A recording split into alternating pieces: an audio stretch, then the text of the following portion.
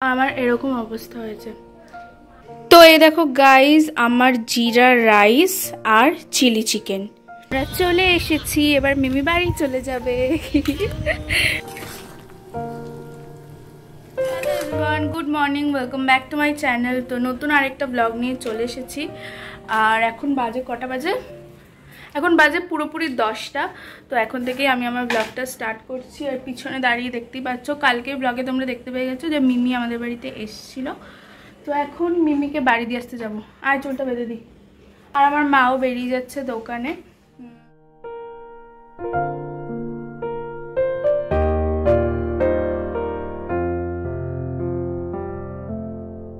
আয় আয় আয় তাড়াতাড়ি আয়।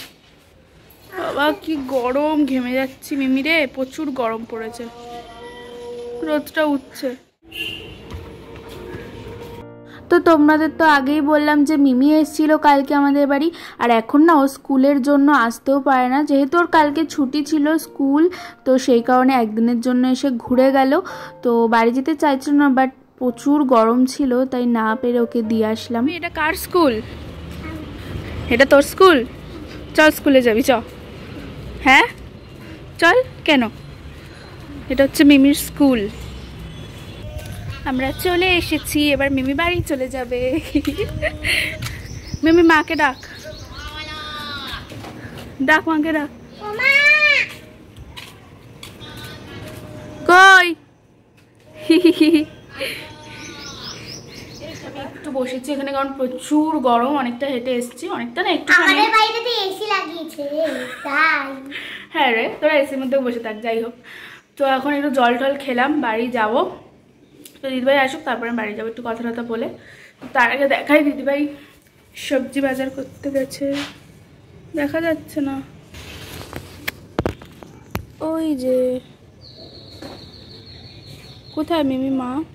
ও গেটে গেটে। যাই হোক, দিদিভাই এখন বাজার করছে। আর তোমাদের না একটা জিনিস দেখাই, আমার এই সামনের বাড়িটা আসতে বলি, আমার এই সামনের বাড়িটা না মানে খুব ভালো লাগে, জানি না কেন, সাদা জন্যে আরও বেশি ভালো লাগে।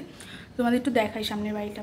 এই বাড়িটা মানে এই বাড়িটা আমার এত ভালো লাগে কেন জানি না। এই বাড়িটার সামনে মানে ভালো লাগার একটা প্রধান কারণ হচ্ছে এত রকম গাছ রয়েছে। আর বাড়িটা এত সুন্দর, কালারটা না মানে সাদা কালারটা দেখবে যে কারোরই ভালো লাগে। তো সাদা আর তার মধ্যে নিচে এরকম সবুজ, না অপূর্ব একেবারে। বাড়ি এসছি অনেকক্ষণ হয়েছে, প্রায় আধা ঘন্টা। তোমরা আমার মুখটা দেখো জাস্ট, মানে আমি একটু রান্নাঘরে কাজ করছিলাম, ঠিক আছে? আমার এরকম অবস্থা হয়েছে, গায়ের তো আর মানে বললামই না কিছু, ফ্যান ছাড়া রান্নাঘরে কাজ করছিলাম। রান্নাঘরে ফ্যান কারি বা থাকে, আমাদের বাড়িতে নেই। তো যাই হোক, আমি পুরো ঘেমে স্নান করে গেছি। আসলে আমি আজকে একটু চিলি চিকেন বানাবো, চিলি চিকেন আর একটু জিরা রাইস বানাবো। তো চিলি চিকেনে ওখানে চিকেনটা একটু ম্যারিনেট করছিলাম, বাট এত গরম মানুষ কি করে বাঁচবে তাই ভাবছি আমি, মানে বিভৎস গরম লাগছে। তো আমি একটু বসে ঘামটাকে জাস্ট শুকিয়ে নিই। তো আমি জাস্ট ভাবছি যে মানে যারা বাইরে বাইরে কাজ করে তাদের তো ভীষণই কষ্ট, মানে তাদের কষ্টের শেষ নেই বলতে গেলে। কারণ এরকম রোদে উফ মানে অসম্ভব, আমি তো পারবো না। তো কিছু করার নেই, পেটের জ্বালায় মানুষ সবই করতে রাজি। যারা রান্না করে, যে আগুনের সামনে যে ঘন্টার পর ঘন্টা কাজ করে রান্না করে, মানে আমি মার কথা বলছি, বাপরে বাপ, আমার এতেই না নাজেহাল অবস্থা, আমি পুরো পাগল হয়ে যাচ্ছি, মুরগি ছোলা চুলছি। উফ, অস্বাভাবিক ব্যাপার স্যাপার আর কি। আর এদিকে দেখো আমি এই যে চিকেনটা ম্যারিনেট করে রেখেছি, এখানে ক্যাপসিকাম আর পেঁয়াজ কেটে রেখেছি, এখানে একটু রসুন কুচি আছে, মানে কুচাইনি রেখে দিয়েছি। রান্নার প্রসেস আর আমি তেমন করে দেখাচ্ছি না, কারণ চিলি চিকেনের অনেক ভিডিও আমার ব্লগে রয়েছে, আমার চ্যানেলে রয়েছে।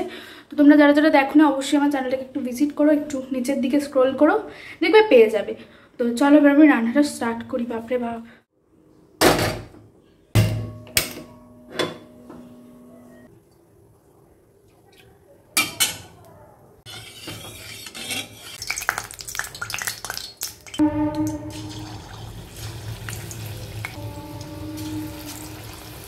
তো আমি না চিলি চিকেনটা একটু মানে উইথ বোনই বানাই, মানে বোনলেসও ভালো লাগে, বাট উইথ বোনটা আমার বেশি ভালো লাগে একটু, কারণ একটু হার্ড থাকলে না জমে যায় জাস্ট।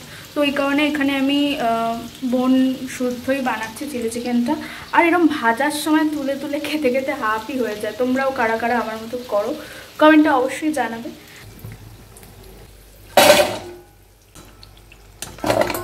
চিকেন ভাজা হয়ে গেছে গাইস। এবার আমি গ্রেভি বানাবো। কড়াইয়ে দিয়ে দেবো কাঁচা লঙ্কা আর রসুন কুচি। এবার দেবো দেখো এই যে পেঁয়াজ ভাজা হয়ে গেছে। এবার সসটা যে বানিয়ে রেখেছি এর মধ্যে red chilli sauce, green chilli sauce, tomato ketchup আর রয়েছে সয়া সস, এটাই দিয়ে দেবো। দেখো আমি গ্রেভিটা বেশি রাখবো তাই এর মধ্যে একটু জলটা বেশি দিয়েছি। এরপর এর মধ্যে দিয়ে দেবো কর্নফ্লাওয়ার গোলা জল, দিয়ে দেবো সমস্ত চিকেনগুলো, সামান্য লবণ দিয়ে নেব। তো দেখো এটা কিন্তু প্রায় রেডি, 2 মিনিট কুক করতে দিয়ে নামিয়ে নেব। দেখো গাইজ এখানে কিন্তু আমার চিলি চিকেনটা একদম রেডি হয়ে গেছে। এবার শুধু বাকি জিরা রাইসে। কড়াইয়ে দিয়ে দেবো একটু তেল আর দিয়ে দেবো ঘি। এবার এর মধ্যে দেবো দারচিনি, এলাচ আর লবঙ্গ। তারপর দিয়ে দেবো কিছুটা পরিমাণ জিরে।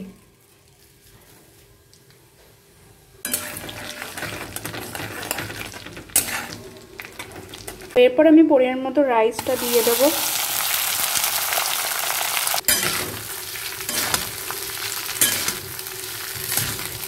গন্ধটা কিন্তু দারুণ বেরিয়েছে। আমি এখানে নর্মাল আমরা বাড়িতে যে রাইস খাই সেই রাইস দিয়েই বানাচ্ছি।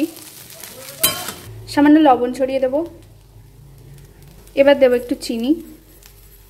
তো আমি তো স্নান করে চলে এসেছি আর এতটাই খিদে পেয়ে গেছিলো যে একেবারে খাবারটা নিয়েও চলে এসেছি, তোমাদের দেখাচ্ছি খাবারটা।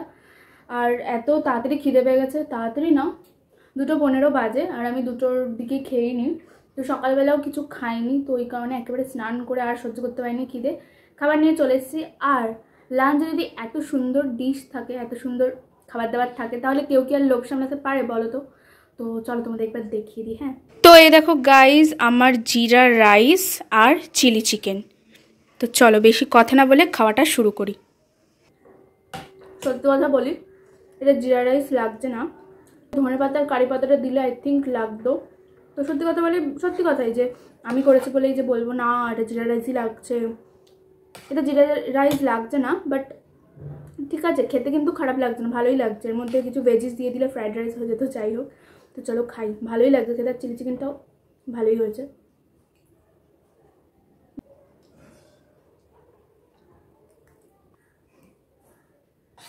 ও গাইস কি মেঘ করেছে ওইদিকে, বাপরে মনে হয় বৃষ্টি নামবে, মারাত্মক মেঘ করেছে।